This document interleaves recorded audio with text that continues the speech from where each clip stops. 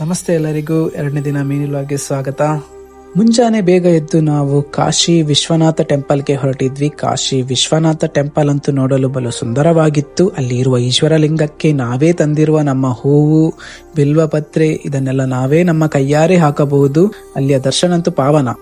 ವಾರಣಾಸಿಯಲ್ಲಿ ಗಲ್ಲಿ ರಸ್ತೆ ತುಂಬಾ ಫೇಮಸ್. ಹಾಗಾಗಿ ನಾವು ಗಲ್ಲಿ ರಸ್ತೆಯಲ್ಲಿ 2 ಪ್ರಸಿದ್ಧ ದೇವಾಲಯ ನೋಡ್ಬೇಕಂತ ಈ ರಸ್ತೆಯಲ್ಲಿ ಬಂದ್ವಿ. ಯಾಕಂದ್ರೆ ತುಂಬಾ ಶಾರ್ಟ್ ಕಟ್, ಆ ಕಡೆಯಿಂದ ತುಂಬಾ ದೂರ ಆಗುತ್ತೆ ಹೋಗ್ಬೇಕಂತ. ಹಾಗಾಗಿ ನಾವು ಅನ್ನಪೂರ್ಣ ಟೆಂಪಲ್ ಮತ್ತು ವಿಶಾಲಾಕ್ಷ್ಮಿ ಟೆಂಪಲ್ ನೋಡಲು ಈ ರಸ್ತೆ ಬಂದ್ವಿ. ಅನ್ನಪೂರ್ಣ ಟೆಂಪಲ್ ನ ದರ್ಶನವೆಲ್ಲ ಪಡೆದ ನಂತರ ನಾವು ವಿಶಾಲಾಕ್ಷ್ಮಿ ಟೆಂಪಲ್ ಹೋಗಿ ಅಲ್ಲಿ ಕೂಡ ದೇವಿಯ ದರ್ಶನವನ್ನು ಪಡೆದು ನಂತರ ನಾವು ಕಾಲಭೈರವ ಟೆಂಪಲ್ ಹೋಗ್ಬೇಕಂತ ಎಲೆಕ್ಟ್ರಿಕ್ ಆಟೋ ಹಿಡಿದು ಅಲ್ಲಿಂದ ಹೊರಟಿದ್ವಿ. ಇಲ್ಲೆಲ್ಲ ಈ ಆಟೋಗಳೇ ಸಿಗೋದು ನಮಗೆ. ಹಾಗಾಗಿ ಕಾಲಭೈರವ ಟೆಂಪಲ್ ಬಂತು. ಅಲ್ಲಿ ತುಂಬಾ ರಶ್ ಇತ್ತು, ನುಗ್ಗಲಿತ್ತು. ಆದ್ರೂ ಕೂಡ ಹೇಗೋ ಮಾಡಿ ದೇವರ ದರ್ಶನವನ್ನು ಪಡೆದು ಅಲ್ಲಿಂದ ನಾವು ರಿಟರ್ನ್ ನಮ್ಮ ಹೋಟೆಲ್ಗೆ ಬಂದ್ವಿ. ಯಾಕಂದ್ರೆ ನಮ್ಮ ಬ್ರೇಕ್ಫಾಸ್ಟ್ ಆಗ್ಲಿಲ್ಲ. ಬ್ರೇಕ್ಫಾಸ್ಟ್ ಮಾಡಿ ಬರ್ಬೇಕಂತ ಬ್ರೇಕ್ಫಾಸ್ಟ್ ರೆಡಿಯಾಗಿತ್ತು. ಬ್ರೇಕ್ಫಾಸ್ಟ್ ಎಲ್ಲ ಮುಗಿಸಿದ ಮೇಲೆ ನಾವು ಹೊರಟಿದ್ದು ಎಲ್ಲಿ ಅಂದರೆ ಸಾರನಾಥ್ ಹೋಗ್ಬೇಕಂತ ಎಲ್ಲ ಗೆಸ್ಟ್ಗಳು ಬಂದಿದ್ದರು. ಅವರಿಗೆ ತುಂಬಾ ಖುಷಿಯಾಗಿತ್ತು. 1 hour ರೆಸ್ಟ್ ಕೊಟ್ಟು ಆದ್ಮೇಲೆ ಅವರನ್ನು ಕರೆದುಕೊಂಡು ಹೋದೆ.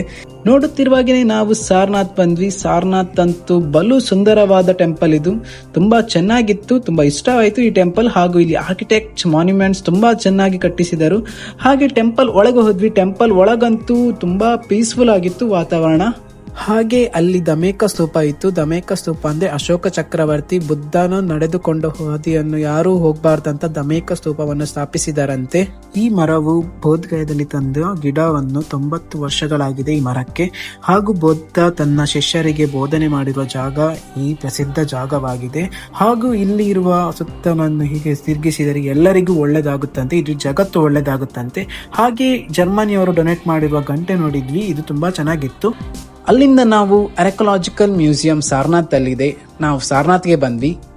ಅಲ್ಲಿ ನಾವು ನ್ಯಾಷನಲ್ ಆಂಬ್ಲಮ್ ನೋಡಿ, ನ್ಯಾಷನಲ್ ಆಂಬ್ಲಮ್ ಅಲ್ಲಿರುವ ಅಶೋಕ ಚಕ್ರವನ್ನು ಕೂಡ ನೋಡಿದ್ವಿ. ಇದು ತುಂಬಾ ಪ್ರಸಿದ್ಧವಾಗಿದೆ ಇಲ್ಲಿ.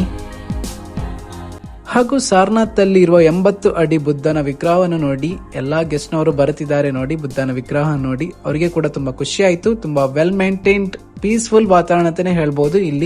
ಇಲ್ಲಿ ಇರುವ ಉದ್ಯಾನ ಅಂತೂ ತುಂಬಾ ಚೆನ್ನಾಗಿ ಮಾಡಿದ್ದಾರೆ.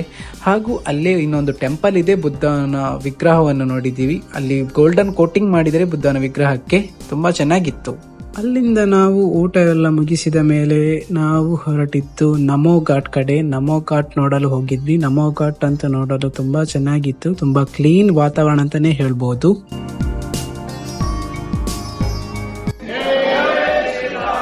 ಜೈ ಶ್ರೀರಾಮ್ ಅಂತ ಹೇಳಿ ನಾವು ಬೋಟ್ ಹತ್ವಿ ಹೊರಟಿದ್ವಿ ಘಾಟ್ ನೋಡಲು. ಆದಷ್ಟು ಘಾಟ್ ನಮಗೆ ಕವರ್ ಮಾಡಿದ್ರು. ಬೋಟ್ ಅಂತೂ ತುಂಬಾ ಚೆನ್ನಾಗಿತ್ತು, ವೆಲ್ ಮೇಂಟೈನ್ಡ್ ಅಂತಾನೆ ಹೇಳ್ಬೋದು. ಯಕ್ಷನವ್ರಿಗೆಲ್ಲ ತುಂಬಾ ಇಷ್ಟ ಆಯ್ತು. ಒಳ್ಳೆ ಸ್ಪೇಸ್ ಇತ್ತು ನೋಡ್ಲಿಕ್ಕೆಲ್ಲ. ಹಾಗೆ ಗಂಗಾ ನದಿ ಬಂದಾದ್ಮೇಲೆ ಗಂಗಾ ಸ್ನಾನ ಮಾಡ್ಲೇಬೇಕೆಂತ ಗೆಸ್ಟ್ ಹೇಳಿದ್ರು. ಹಾಗಾಗಿ ಗಂಗಾ ಸ್ನಾನ ಮಾಡಲು ನಾವು ಕೇಳಿದ್ವಿ. ಆದ್ರೆ ಅಲ್ಲಿ ನೀರ್ ಕ್ವಾಂಟಿಟಿ ಸ್ವಲ್ಪ ಪ್ರಾಬ್ಲಮ್ ಇತ್ತು. ಹಾಗಾಗಿ ಸೈಡ್ಗೆ ಹೋಗ್ಲಿಕ್ಕೆ ಆಗ್ಲಿಲ್ಲ. ಮತ್ತೆ ಡ್ರೆಸ್ ಚೇಂಜಸ್ ವ್ಯವಸ್ಥೆ ಎಲ್ಲ ಇರಲಿಲ್ಲ. ಹಾಗೋ ಹೀಗೂ ಬೋಟ್ನವ್ರ ಹತ್ರ ರಿಕ್ವೆಸ್ಟ್ ಮಾಡಿ ಒಂದು ಜಾಗ ಕರ್ಕೊಂಡು ಬಂದು ಗಂಗಾ ಸ್ನಾನ ಮಾಡಿದ್ವಿ. ಹಾಗೆ ನೋಡುತ್ತಿರುವಾಗಲೇ ಕತ್ತಲಾದದೇ ಗೊತ್ತಾಗ್ಲಿಲ್ಲ. ಗಂಗಾ ಆರತಿಗೆ ರೆಡಿ ಆಗಿತ್ತು. ಎಕ್ಸಾಕ್ಟ್ 7 o'clock ಗಂಗಾ ಆರತಿ ಸಿಗುತ್ತೆ.